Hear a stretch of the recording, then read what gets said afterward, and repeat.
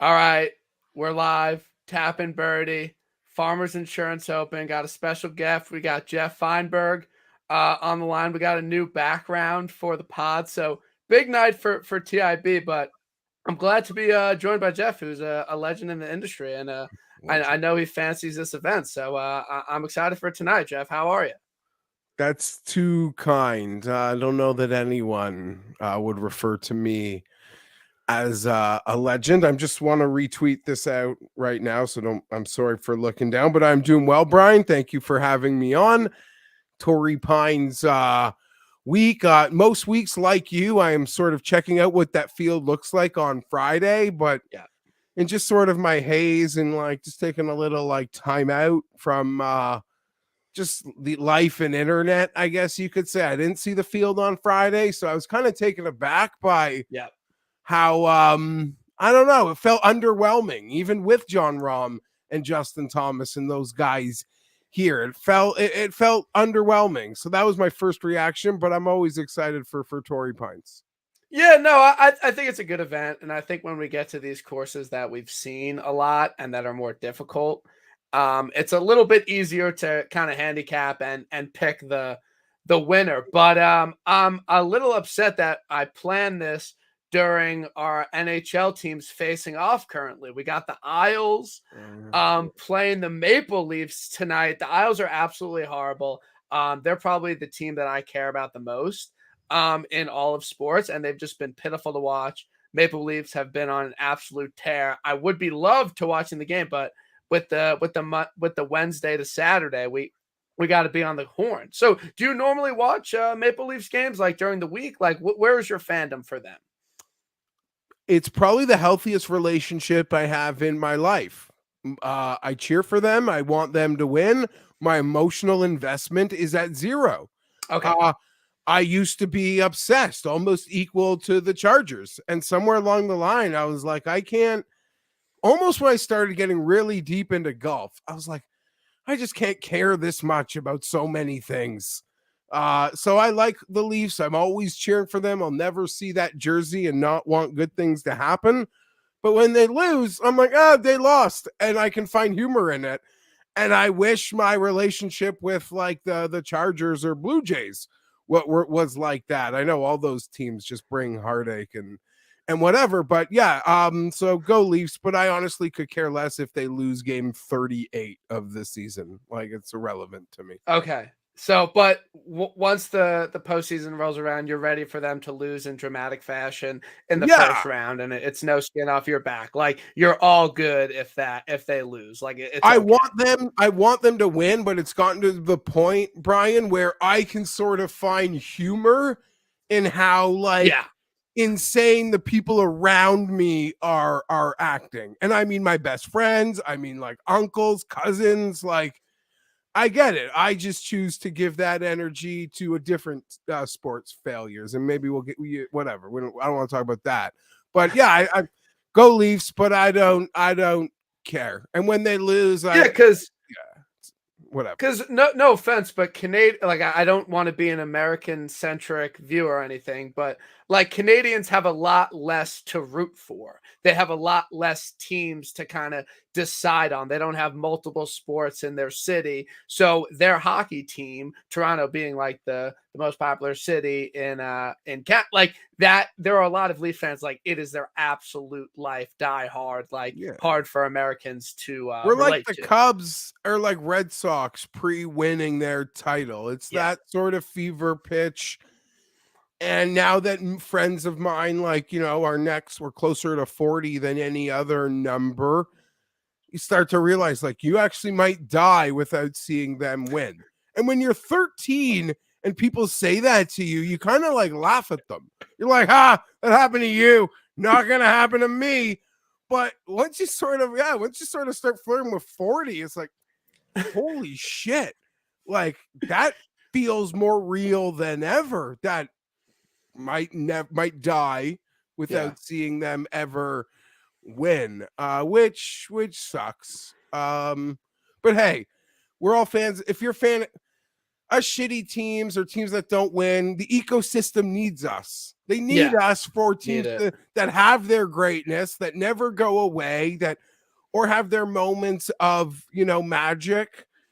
We're like animals, the bees are very important, even if they're tiny, you know. Yeah, the bad days are bad, so the good days are better. So when it finally Well, happens, sucks. it makes it feel that much better. But yeah, no, it's tough, and I kind of feel like it's a little bit tough for us golf betting outright content creators with what has been going on with John Rahm. Obviously, you've been doing this longer than me. Can you remember a time where like you really felt like golf is becoming a little bit unbettable and there's not a lot of value because of one golfer? Like, what is your state of the union currently on John Rahm and outright betting? Okay, well, I guess, and maybe it was just like a lack of like piss and vinegar that I probably had when I was your age, and I could spend all of November looking at major odds and doing things like that. But it kind of hit me around Christmas when I did sort of deep dive majors, and that maybe it's just being like old man yelling at a cloud. But it felt different from even a couple years ago. Like, it did feel like we already have had our knees cut out from under us in those major markets. And speaking now in terms of John Rahm, I'm how do I put this? I'm a Rahm fanboy, despite him being unbettable. All that being said, Brian, I am not at the point where I'm afraid to bet golf because of John Rahm. Like, he doesn't scare me to that extent yet. That like, I'm not afraid to invest into a tournament Yeah. because he is there. It is frustrating, and I pointed out on Twitter today that the odds are disappointing this week in the sense that had Rom finished 12th, I feel like you know like the odds are the exact same, other than they took Rom from 7-1 to 4-1, but they didn't really bump up anybody in that process either. So it Yeah. is kind of frustrating at the moment. But no, John Rahm doesn't make me. I think he's great. I think you could argue who's like the best of the small category of the super elites. But him being hot doesn't make me afraid of investing in a tournament. I guess this is Torrey Pines, and Yeah. this is special for him personally, professionally, milestones on every, from proposals to majors to first wins. I get it. I get it. But I'm not there yet. I'm not really, I haven't, like, I'm not scaling back my units because John Rahm is playing great. No, I agree, and I think that is the way everyone should look at this. I think people need to kind of remember that it took a truly colossal, like epic collapse by two-time major champion Colin Morikawa and an insane low score on Sunday for Rahm to win TOC. Whereas if things turned a little bit differently, Colin would have wanted a very, very bettable number. And then at Amex, he didn't play absolutely lights out stellar, like truly like the great. Like, I do think he's the best golfer alive, but it wasn't anything No, spectacular. he had to And get he, lucky at yeah, points. Yeah. and he was plus money like at times during that final round against Davis Thompson, who's never stiff contention in a PGA Tour event.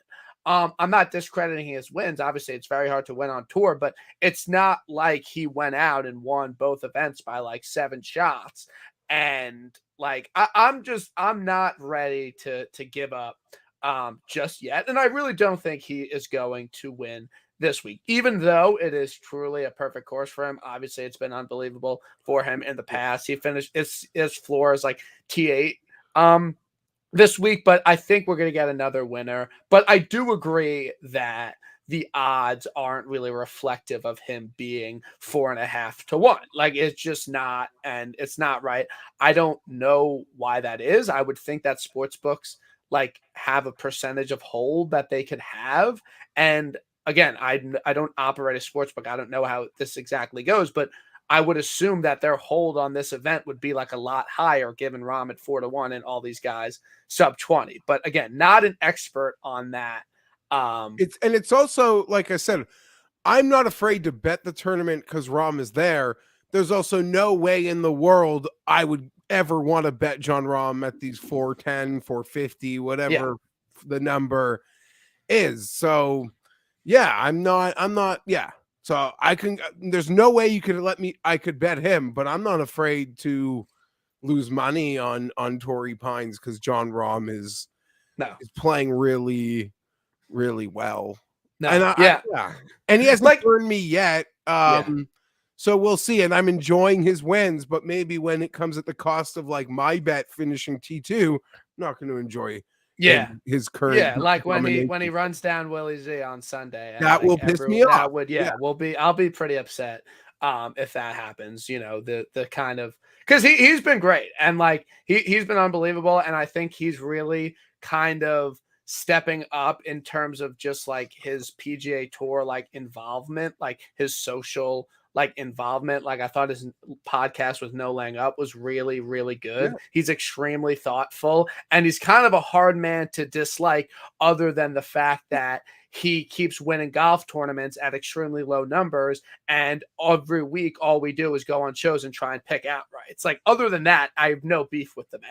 And I mean, you're younger than I am, but I think people in and around my age, we've sort of grown up in a media like lifetime where we're just so much better than I think our parents at deciphering when we're being pandered to or, just being fed bullshit by golfers. Like to me, Rahm is just the real deal. There's no pandering when there's a mic in front of him. He acknowledges he is still a work in progress when it comes to his temperament. He kind of acknowledges as well that it's got to be a fine balance for him because he's tried taking it all out and then that ends up, the emotion, and that just ends up leading to explosive moments when he's kind of just been burying it, but he doesn't want to, he just acknowledged it's a fine balance and it's still a work in progress for him. And he's going to have his moments where he gets memeified on the internet and we mock him and there's easy, low hanging fruit. But I don't know. There's nothing phony about him for the best golfer in the world. I think he's very, very real. And you're alluding to it. He's more comfortable in his skin. He's acknowledging his place in the game on the tour as an ambassador, his role on being Ryder Cup Europe, and exciting to think about all of it. So, yeah, and I don't know, there were some reports last year that he felt he was being overlooked and he wasn't included in that Rory Tiger golf thing. I mean, and it's just with all the hyperbole or just around everything with the with Liv and all the dynamics of, oh my god, if a guy's like sad, maybe he'll leave. Like you just never know what to make of anything. But it seems like John Rahm in a comfort zone seems pretty awesome. Yeah. So who and I think that the kind of role he plays right now with the PGA Tour is that, again, it's early in the season. I'm not going to overreact, but like Rory is just kind of doing his own thing. Like Rory isn't there like playing the Amex. He's never going to play the Amex. He's not going to play these random events where I think John Rahm might. And I think that as great of an ambassador Rory is for the PGA Tour and golf in general, and he's unbelievable. And once he starts playing again, we might forget it all. But like Rahm, I think he's going to play a lot more events than Rory, and I think that's just going to make him more popular with fans of golf because they're seeing him more often. And I personally believe that they both deserve to be the heavy favorite at all the majors coming up. I think that there's a very, very thin line between them. But if I had to ask you, Jeff, who do you think wins more majors this year? It will probably be one by just winning one, Rory or Rahm. Who would you go with? You could say it's in the moment, but I swear on Justin Herbert's ACL, I'd have answered this question the exact same for the last 3 years. John Rahm. Yeah, no, I agree. Not to find a way to not like Rory. I love Rory. I'll be thrilled for him when he can finally, if it's the Masters or any of them, to get that thing off his back. But John Rahm, yeah, probably like 8.5 out of 10 times I'm answering John Rahm. Yeah, I agree. And I just think it has more to do with, Rory's not struggles in majors, but his ability, like inability to cross the finish line. But yeah, I think last year people were like, this is gonna be a big year for Rom coming into the year, world number one. Like he's gonna win every single event. And now it's like, oh, it's happening now. Like this is kind of what people have been waiting for. And it's just like you look at the first three majors of the year, and it's just like, yeah, no, he is so live at every single one of these majors. And it's just extremely hard to overlook. So again, I know Rom's going to have a big year. I am hoping that he does not add to it this week at Torrey, because hopefully we can win some bets this week. But yeah, I think what's going on with Rom is really interesting. And I don't think it's a hot take. He's probably just going to have an absolutely massive year and solidify himself as the number one player And in it the would world. probably, in like our hyper niche world of golf betting and people being upset they're not hitting bets, or having to go full on finding books that'll take each ways because there's just some utter domination. I think it'd be really healthy for the sport if he Yeah, truly, I'm not saying wit, like, not go like full tiger or anything like that, but like just truly have a dominant. But I guess, I guess Scheffler kind of did it last year. I don't know. I always think it's good for the sport when guys yeah, are dominant. It draws eyeballs, and especially when top players who are, number one prospects, so to say, are dominant. It makes it feel even more dominant and what. Yeah. So I'm here for it, but I won't be so happy when it costs me a bet. And as you've reminded me, it'll probably happen Saturday, Brian. yeah. No, but we're good. So yeah, let's get into what we like betting golf outrights. This week we've alluded to the odds before. We've talked enough about Rom. You can't bet him at 4-1. Like it's okay. Like it's fine. But then we have five guys under 20-1 this week. Hometown hero Xander Schauffele at 12-1. Finau at 14, JT at 16, Colin at 18, and Will Z at 18. I know we both bet Wilsey. I know you were on him last year for some playoff heartbreak, but I truly believe that he is the best play under 20-1 this week. I'm very happy with an 18-1. I do a lot of odds projections on Sunday night, and I thought I was going to get a 16. So 18 is more than enough. But I think there's just a handful of courses every year that you just play Zalatoris on. And there are a lot of courses where his length and his iron play and his short game is just, and the fact that he doesn't have to get to minus 20 are just that much more important. And he showed us here last year that, he very well should have won this event. I think he's an extremely more polished and talented golfer with a lot more experience on Sundays than he was last year. I think he gets it done this week at 18-1, and I'm glad you're joining me here. Yeah, excited to pull it this morning. Everything just leads me to bet Will Zalatoris, other than the fact that sometimes I could be biased to the guys I'm really a big fan of. We've noticed it to win here, it usually requires a previous excellent performance.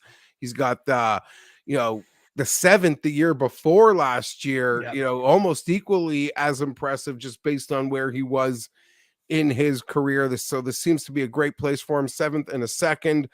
I don't care about anything he's done this year other than the fact he's made a cut and he's been healthy. Yeah. 11th at the Century, 37th or something at Amex, but he's healthy, and those are birdie parties. And now we're on a course that hosts major championships. Yeah. And what has the guy done? Just even reading Steve Bamford's write-up, who picked him as well. I think his write-up ended with the stat that I wrote down, and he's got 3 runner-ups and 3 top 8 finishes in his first 7 Yeah. majors Yeah. that have been played non-open championships. So Yeah. stateside majors. The guy's built for major tracks. Yeah. This is a course that hosts a US Open. When we had that US Open here last time, all the good players sort of rose to the top of the leaderboard. Yeah. And this isn't, and they're on the other course for a round, and this isn't a US Open. So I always expect a handful of guys to, make you excited if you have a long shot, Friday night, Saturday or something. but half that top of the leaderboard is going to be made up of the 12 players under 40-1 also. And so it almost feels like you don't even have to, what can you say? There's not a bad word to say. I don't really feel like I have to sell it. You're only trying to sell it in the sense that I am picking him over, Justin Thomas, or eating a couple more points in a Finau and a Xander, who all have, outside of Tom, like there's reasons to like them all. I'm backing Willie. Yeah.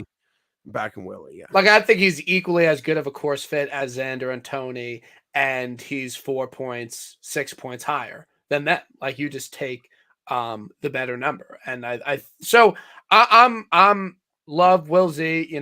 I bet him at the US Open, I bet him at the PGA, hit on him at FedEx. Like, he's someone that you always love to bet because he's an extremely likable golfer. He's so talented. And he always gives you a run for your money on Sunday. And, he's talked about how this is one of his favorite courses, dominates on long, difficult tracks. Like, it's a no-brainer. I'm glad we got the 18. I think it's a really good number. Kind of in like the 20 to like 30-1 range.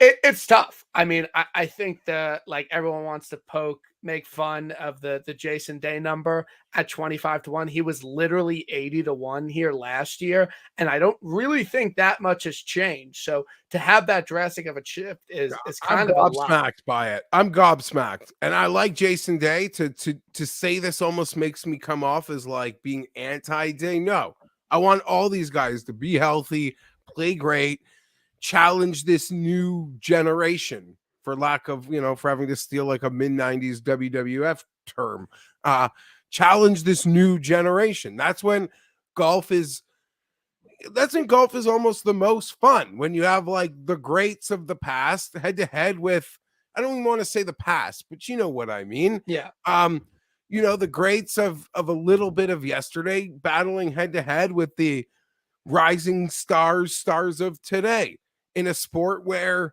age and things, there's great equalizers in golf all over the place, that can take away age. So that's what I'm excited for, but I can't get behind this.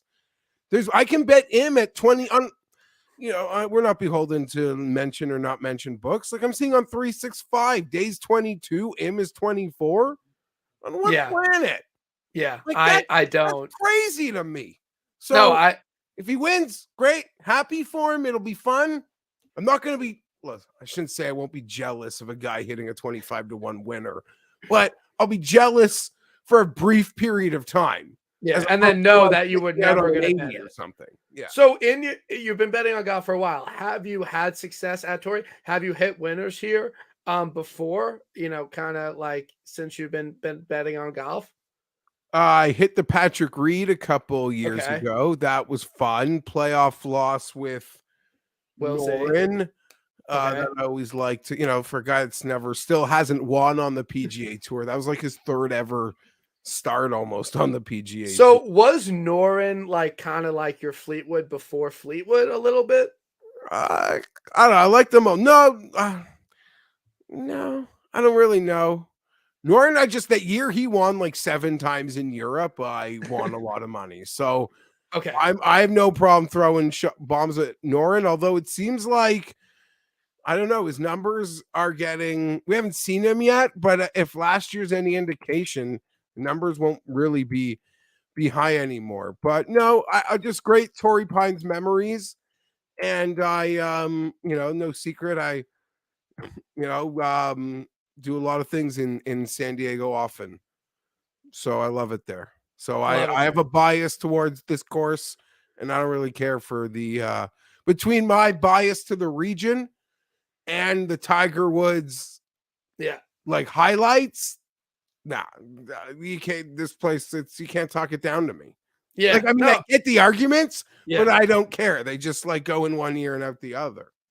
No, it's all good, and I think that what they've done with the Wednesday, Saturday is really good, because I was saying before, like, I felt a little embarrassed, like, having the like, I have 2 screens in my den, but like, I felt embarrassed like watching the Amex like during the Bills game. I'm like, what am I doing? Like, I literally didn't miss a shot of this event, but like, I'm a golf sicko. I don't like to miss any of it. And Tori, and now kind of as we're getting into a post NFL golf season, a lot of my casual fans, like a lot of my casual friends that are fans of golf, they'll turn it into this on Saturday. Nothing else is on. They're used to having football on, and no one other than sickos like me is going to choose a golf tournament over NFL championship weekend. So it's a no-brainer from the PGA Tour to make this move, and I'm excited for a nice sports-filled weekend. It'll be a lot of fun.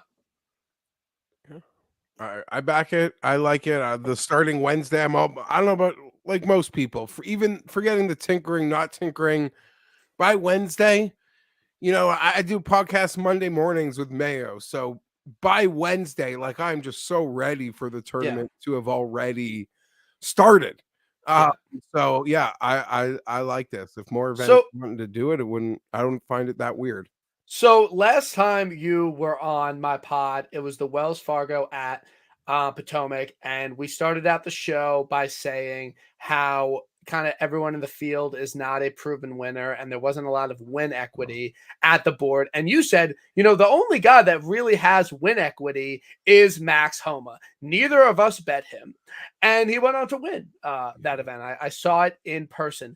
Do we feel that way again? Because I'm kind of looking at this guys in the range, and they have really no win equity. Sanjay M has 2 wins, should win more. Jason Day hasn't won in I don't know how long. Taylor Montgomery has been in contention like once, and it was last week. Maverick McNeely really doesn't win. And then you have Max Homa at the same odds as these guys, and it just kind of feels like a good number play given his history in California and just straight up given his win equity. Yeah, and it feels like Homa has been perpetually disrespected in any sort of field. Good field, mediocre field, bad field. I certainly didn't bet him. Those are the worst ones when you like call the win but don't even bet the guy. That was annoying. I don't know, but I like Homa so much. This one, him or M would probably be the other bet I would consider making.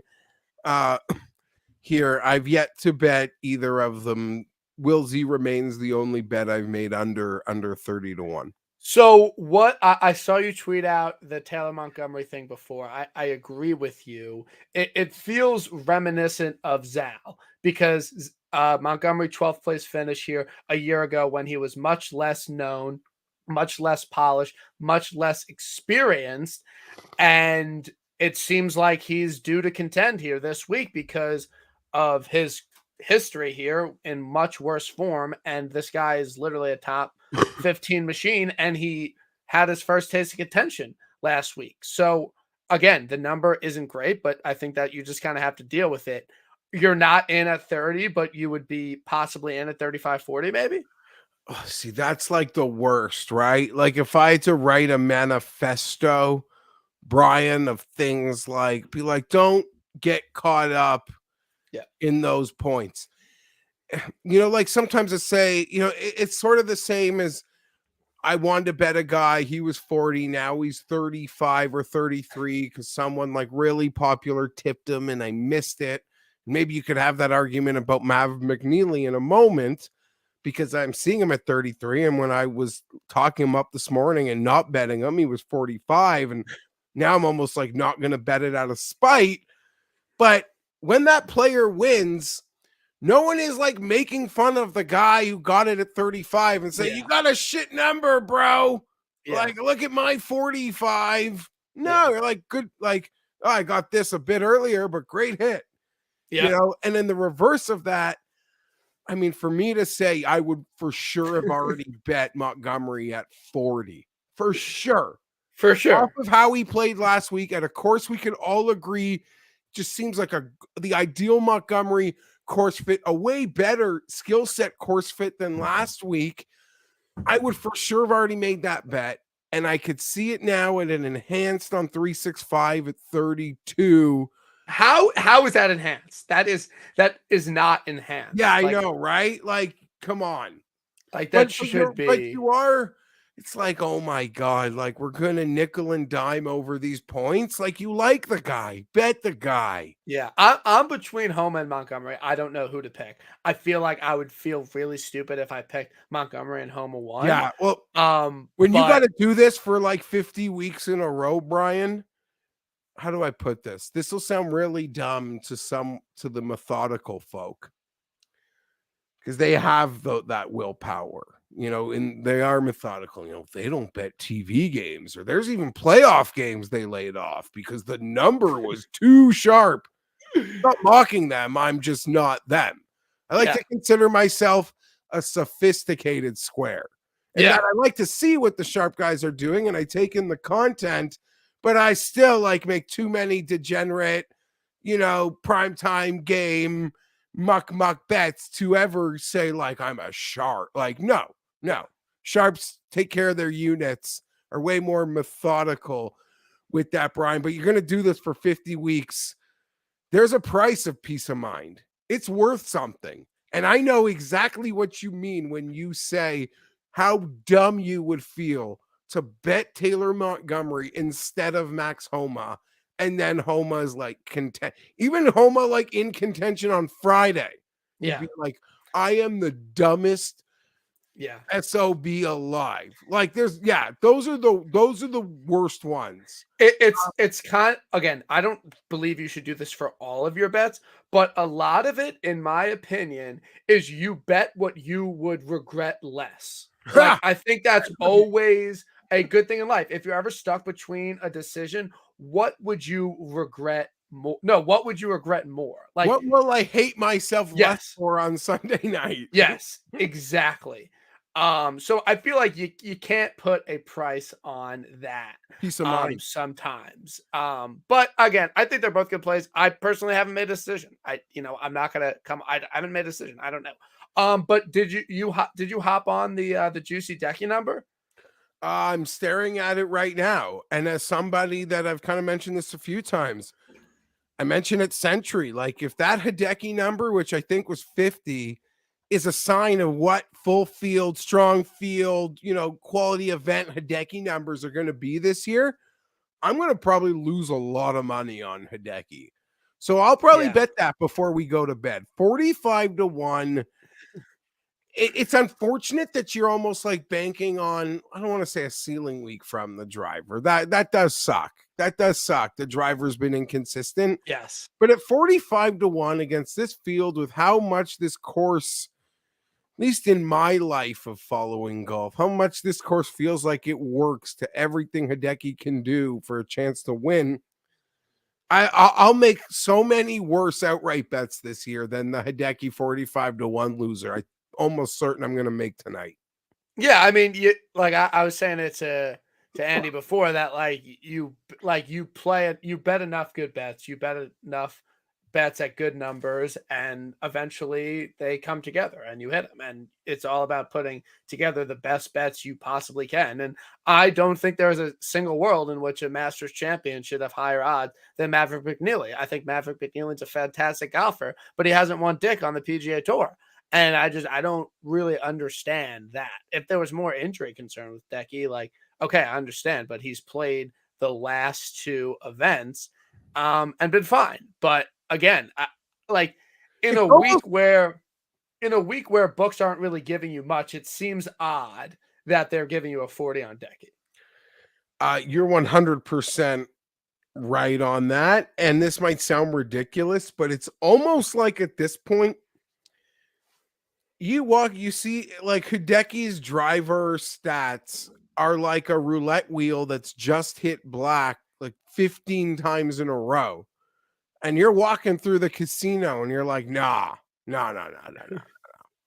There's no way that like there's just law of averages. Yes. Hideki can't do this. Keep this like at some point there has to be I'm not even talking about a spike week, like just a a normal Hideki driving week that allows him to hit those long irons and that much improved short game that, we don't even really, I don't want to say we don't worry about it anymore because you bet Hideki, you're always acceptance of, the putter swings. But they feel far less drastic than they were, 4 or 5 years ago, around the green. Yeah. No, I agree. I think it's a good number. I'm not gonna bet it. But I do think that in a week where there's not a lot of great numbers, that it's just kind of one you hold your nose and you just bet it. This next range, like 45 to 60, like I really don't like anyone. I don't think any of these guys are gonna win. I am gonna play a lot of Keegan in DraftKings. I'm probably maybe top 20 on Keegan. You play Keegan on long, difficult golf courses. You play him when he doesn't have to get to minus 20. And he's been fine this year. I do not think he will win. Absolutely do not think Keegan's going to win twice in like 4 months. Not going to happen. But I do think Keegan's a nice placement. Some other bets for him, but I bet Wyndham Clark, Windy C, as I like to call him, and Pat has kind of latched on to that. Yeah, he's giving you the writing credits on that one. Yeah, I appreciate that. Like I enjoy just putting a Y after people's names and then just doing their first letter. But he's got some pop off the tee. He's pretty long off the tee. He's been playing well. Good long iron player, decent around the green, good POA putter. Like again, it seems dumb. I don't think he's gonna win. I bet him at 80 to 1. Like maybe we can get him in the mix. But this is kind of where it's tough because I don't really know if these guys can hunt down all of the elites in the field. I know Luke List did it last year, but these feel like much worse plays than Luke List 80 to 1 last year. Listen, the book I'm staring at right now, what do you got? Like 15, 17 guys under 55 to 1. And then I don't know, like recent golf math says those are the only. Yeah. Like, should we just be like picking 2-3 guys from inside that pocket? Maybe, but like you, I can't resist. I'm not on Windy C in that north of 50, sort of in front of 90-ish, though. It is I am, circling around the Justin Rose situation this weekend. Maybe some nostalgia going. And maybe like bet against the new guy. Not gonna lie, Brian, like you talk about peace of mind. I've bet Cam Davis 2 weeks in a row. Now, this week I wasn't planning on betting Cam Davis, but like Pat tells me he's second in his modeling. I do stuff with Andy for Odds Checker. He goes on this Cam Davis rant. My day finishes, I see Cam Davis dropping points. I'm like, that could only mean Ben Cooley wrote him up. Go to see who Ben's got. Ben's got Cam Davis. Not to say let the noise get in my head, but 3 people I trust a lot. And it's like, I bet this guy 2 weeks in a row. Now 3 people I really, really trust their opinion. They're good at this. They're as much as Pat likes to make jokes, yeah, I know Andy and Ben are pretty methodical with all their wagers. Methodical guys, and they're saying I need to go on a hat trick of 3 straight losing weeks with Cam Davis bets. And I don't know if I'm mentally strong enough to see Cam Davis win. Talk about like, I used to make silly jokes, but sort of jokes where like Cam Davis wins. I don't want my wife find me in the washroom on Sunday night. I understand. There's a lot, that's, kind of the theme of the episode. There's a lot of different things you have to navigate when betting outrights. There's a lot of decisions and mistakes that can leave you really upset because it's not like an NFL game where you thought all week you liked a side and then you saw something and then you changed it last minute and you lost a minus 110 bet. When you're not on an outright you feel like you should have been on, it's extremely upsetting because for a lot of us that are betting I mean, like that take it seriously, it's very good money if you're betting it to win if you're betting it to win a couple grand, like it is very good money and it makes you feel rich for a little bit. And my favorite thing about hitting outrights is it makes you feel less shitty about betting outrights for the next 2 months because you're like, I got this money now, it's in my account, I can fire it off. But when you're depositing every single week, it's very tough. And outrights, I mean, we do it because it's, as Pat and I always say, we do it because it's fun. And we're doing it, within our means, and we like to make it fun. And the moment that like you're kind of betting too much where it's not fun, you maybe need to like, just take a step back and maybe just reevaluate your situation and try to find a way to make it fun again, or take a break, whatever can work for you. But I always say it's like buying a piece of jewelry or a car. Like, your outright bet depreciates the moment you walk off the lot with it. Yeah. Because the books know the trillion variables that happen when 150 guys are playing their own ball for 4 days. And, even look at the luck it took. I don't want to say luck because John Rahm's so good he makes his own, but, just missing the bunker, Davis's ball not going in that hole, hitting the flag. That seemed like that perfect roll. Just, like the amount of things and how lucky you need to get to hit the outright bet. But I like to do it. I have fun. And I've said this, like, my favorite thing in sports that gets me excited, which sucks for me, is watching Chargers football games. The only thing that replicates the feeling I get watching the Chargers on a Sunday is having a freaking sweet golf ticket on Sunday afternoon. And I chase that feeling and I have fun doing it. I personally, again, I don't understand how watching your favorite sports teams can come close to having a guy in the mix. And I commend you for that. And I think it's great, but I don't care about any team in any league remotely close to like the feeling of winning like 3-4 grand. Like that is. Oh no, that is different. But I just mean like very few things like create like, I don't know, that like pure. I refer to it as pure adrenaline. Like they're like, you don't need drugs or alcohol like to make this feeling. Like you're makes it a little bit funner after a couple beers. Like, but. Oh no, you can enhance the pure adrenaline, but watching that pure adrenaline of like Cam Smith hitting like those putts. Just screaming like a madman. Like, just let's fucking go. Like, there's nothing better. He's not going to hit this one. And it's like, oh my God, it's tracking. Fuck. Yeah. Like, no, nothing better. Absolutely. Like I was like, come on. That feeling of like the Islanders scoring an OT goal in the playoffs. Yeah. At like first, like 3 seconds. There's not like, I don't know what it is. I'm not smart enough in medicine. What is it? Like the dopamine or mad dopamine. Whatever is just firing off in your body, man. You can't I don't know. She can't replace that. And the golf ticket on Sunday, like, can get you as close as you can get to that Islanders like big goal. That first like 3 seconds after that goal. Yeah. Like, anyone who loves sports knows exactly the feeling I'm talking about.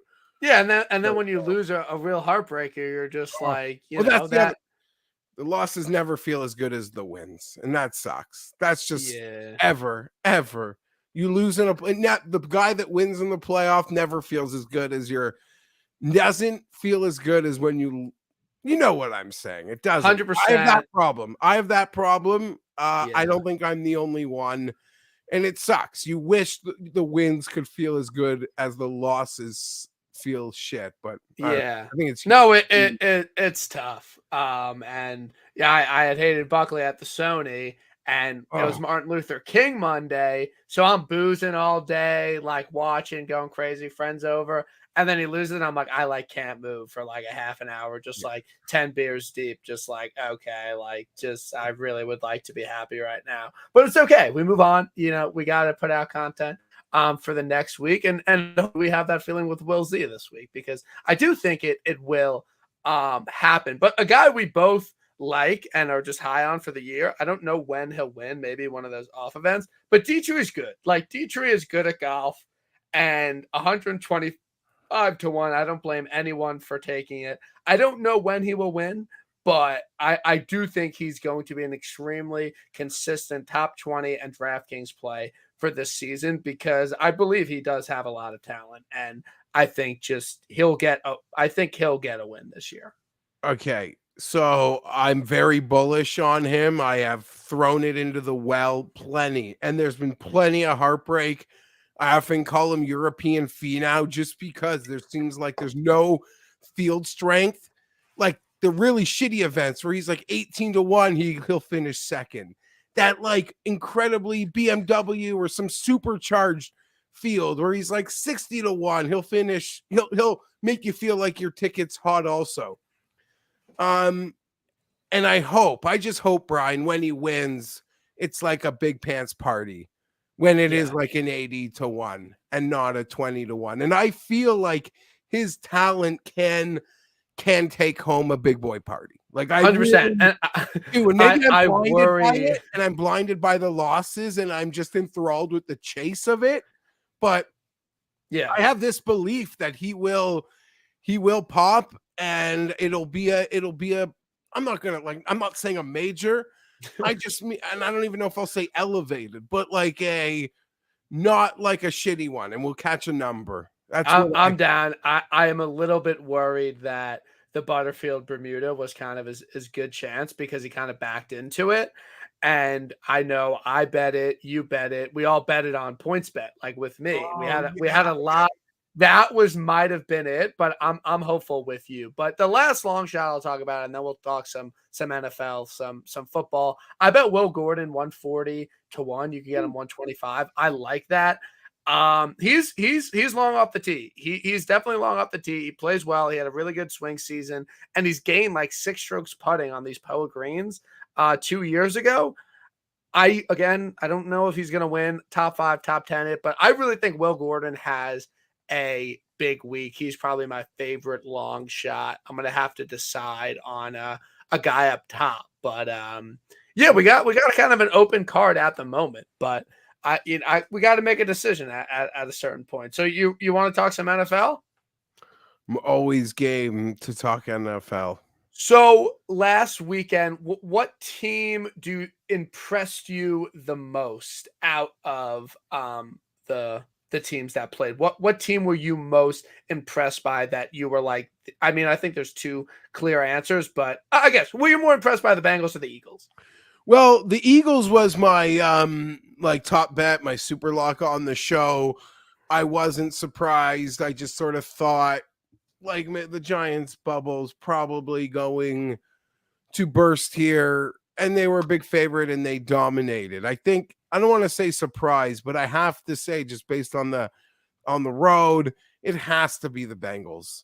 Yeah, I'm very close to Buffalo here in Toronto. We get a lot of their media. You could listen to their local radio.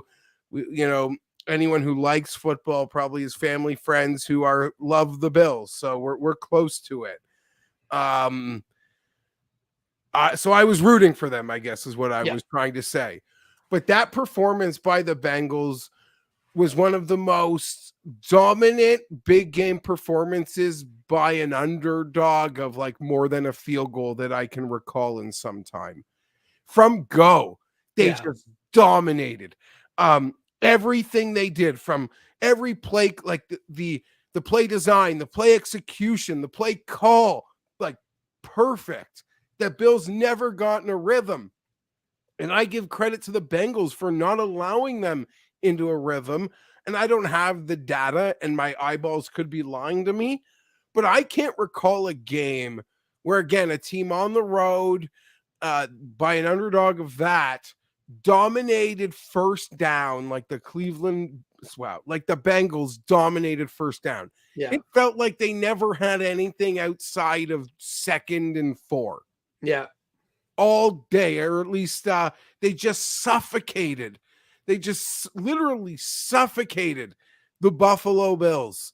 A team that was I don't want to say smoke and mirrors because that would be so unfair, but a team that kind of, in retrospect, maybe got by on like the seat of their pants. They won with like Josh Allen being great and Diggs being great. It just seemed like 2 great players on offense overcame so much. And maybe water finally found its level at the worst possible time. Yeah.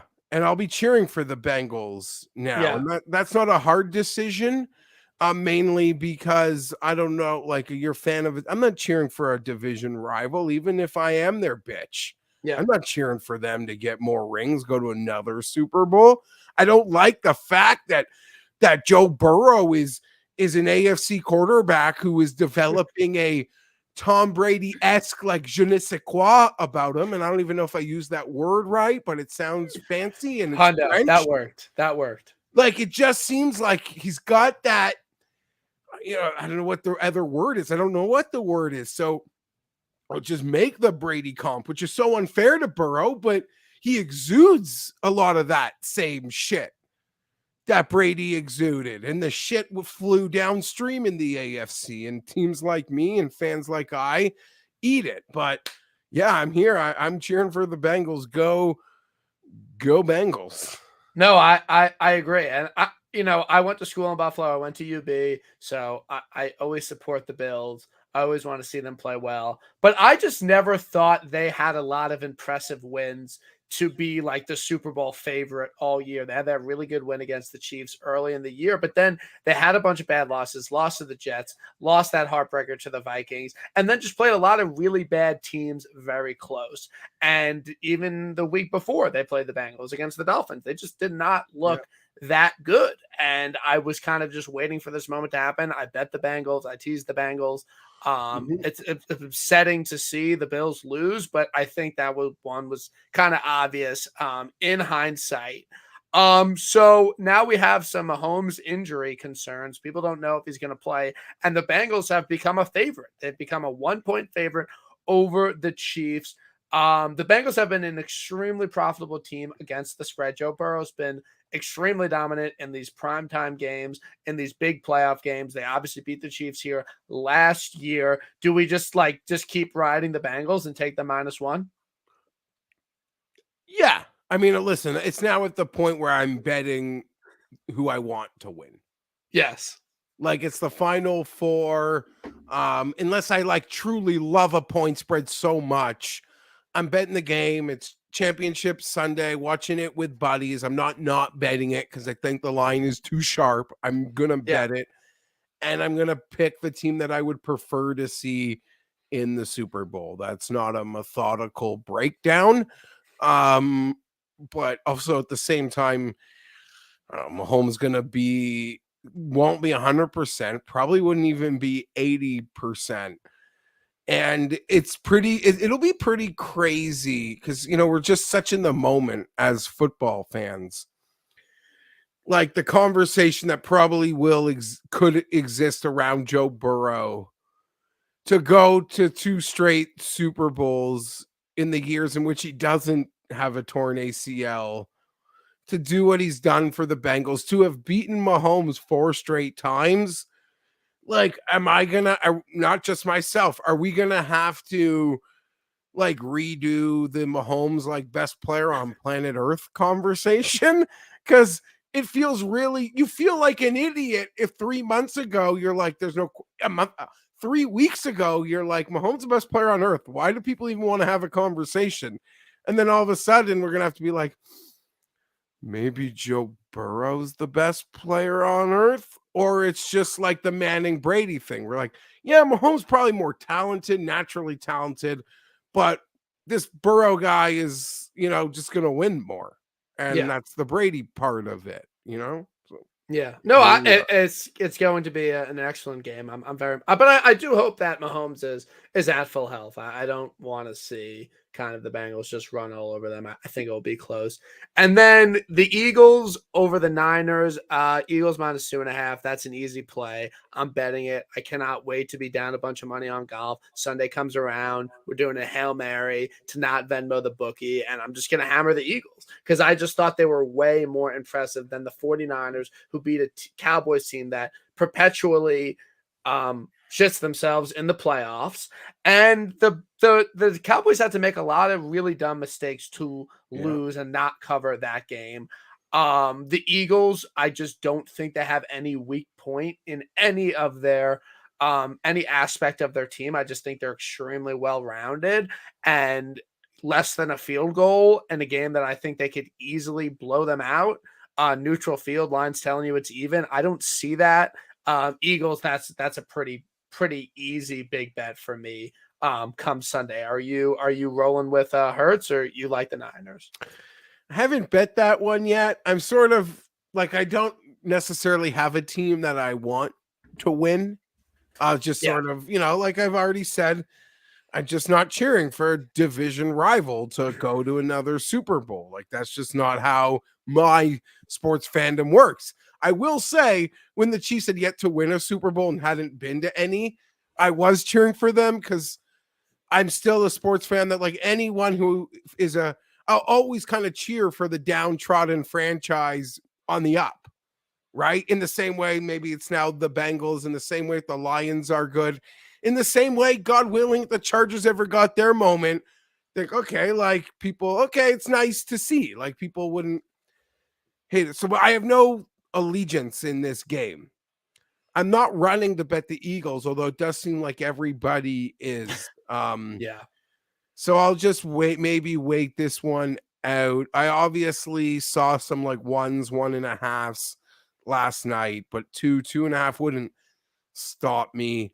I don't want to overreact because it does make sense. The Eagles look dominant and the 49ers in many ways felt lucky. Like Dak turnovers are the reason they're still playing. It's also at the point where I'm into storylines too, like Andy Reid versus the Eagles in the Super Bowl would be really Yeah. cool.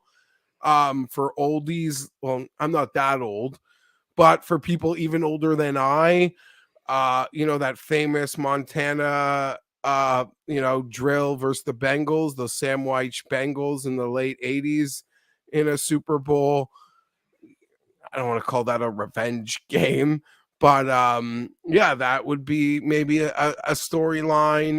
The 49ers and Chiefs in a rematch from a couple years ago. So it's fun. And I love the fact we got 2 games and there's 2 spreads that are under 3 points. Those Yeah. like that's it. So that's good. And I think we'd all probably, well, no, it feels silly to say this now. But last week, I think we all, for the most part, felt the Bills and Bengals were interchangeable.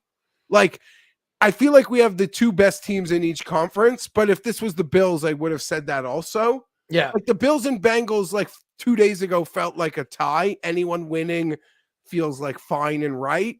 So it is good, I think, that I like when I want my team to spoil parties, but I enjoy when the good teams just keep advancing and we get like best on best in the Super Bowl. Yeah. This is fun as wild cards and Cinderellas are. I don't know. I never hated the BCS, a Yeah. computer that said 1 seed versus 1 seed. Let's see you guys play. So, let's say I was on Andy's pod before we got into a debate about it. I tweeted it out, and no one seems to agree. I know it's kind of hard to say, but let's hypothetically say that the Eagles and Bengals both win by a touchdown, or they both win by a field goal. They both win, but they both win. It's kind of a close game. Neither team looks unbelievable. But they both look good and they both win by a similar amount. What is the potential line on a Bengals Eagles Super Bowl? What do you think it would be, and what would you make it? Let's say they both have extremely similar results on Sunday. Bengals, Eagles in Arizona. They win by the same impressive margin. Yes. Eagles by a field goal. I thought the Eagles would be favored. I don't know by a field goal. I think might be Okay, like maybe field goal -1. seems But steep. Yeah, But it's a game where, like, there is very much so a case to say that the Bengals should be favored because they have the experience of being yeah. in the That's. Super I Bowl was gonna last year. say that would be the case. Like they'd been there before. That sort of like deer in the headlights. You think they could avoid entirely moment. Yeah. Yeah. But it's a very hard, like, it's so up in there. I have Do absolutely books no not clue. have hypotheticals out No, already? because I think they have to judge, um I think they have to judge, how these teams play.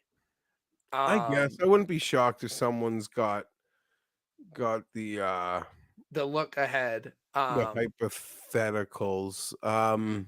But, like, it's just like, I think it very well could be a pick 'em, and again, you've Like, I just feel like there's not a lot of Super Bowls, unless I'm completely mistaken. Super Bowls usually aren't pick'ems. Super Bowls usually don't have 1-point spreads. Am I mistaken by that? Am I mistaken by that No, I statement? love it. Yeah, no, I totally agree. And So I think it would be awesome. Like, it would be absolutely and fucking you're awesome. probably right. Yeah, now that I'm like doing a moment's research, seeing what their odds to win the Super Bowl, you're probably right. The spread is probably a point. And if Either way, either like way, and truly.